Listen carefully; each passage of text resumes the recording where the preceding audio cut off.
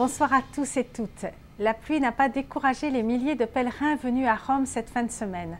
En effet, un autre événement de l'année de la foi organisé par le Conseil pontifical pour la promotion de la nouvelle évangélisation, dont le président est Monseigneur Rino Fisichella, a eu lieu.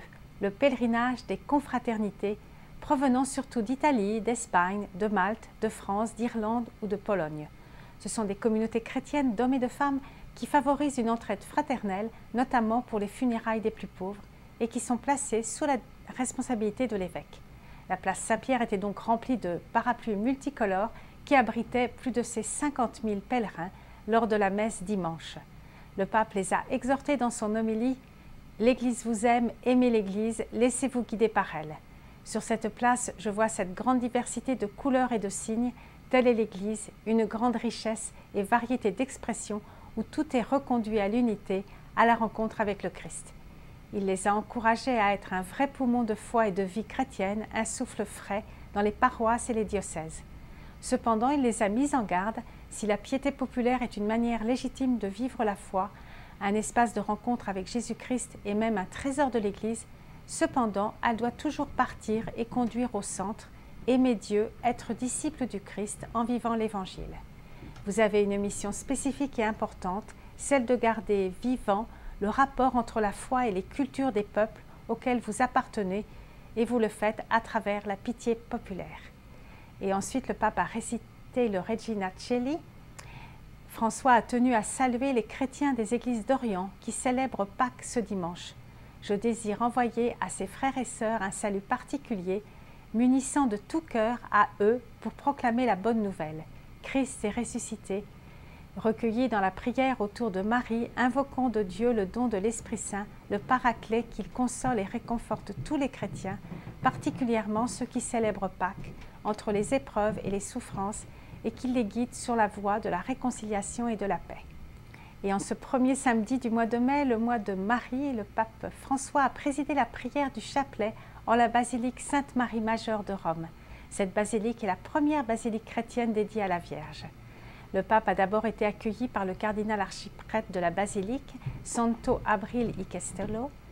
Il a prié devant l'icône byzantine de la Vierge dite du Salus Populi Romani, protectrice du peuple romain. Durant sa méditation, le pape a développé différents aspects qu'inspire la Vierge Marie en tant qu'éducatrice.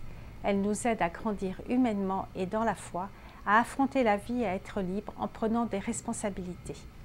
Il a ajouté que même s'il est difficile aujourd'hui de s'engager, il est important d'avoir le courage de prendre des décisions définitives, car c'est porteur de vie.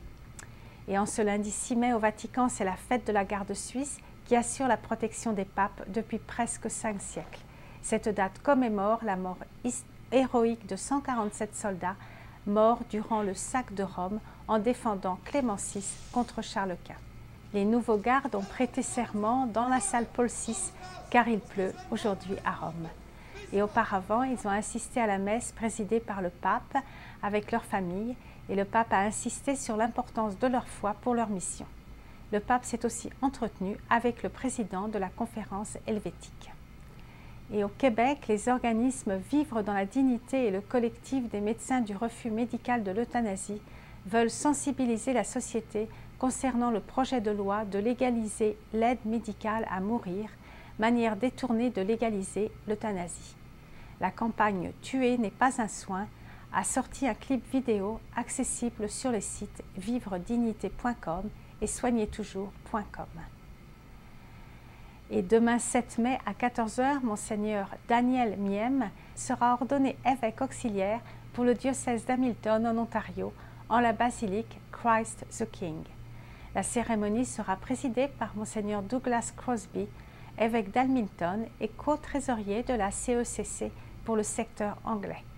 Nous diffuserons en direct sur le site du diocèse et ce sera retransmis aussi à 20 h. C'est tout pour aujourd'hui. À la prochaine.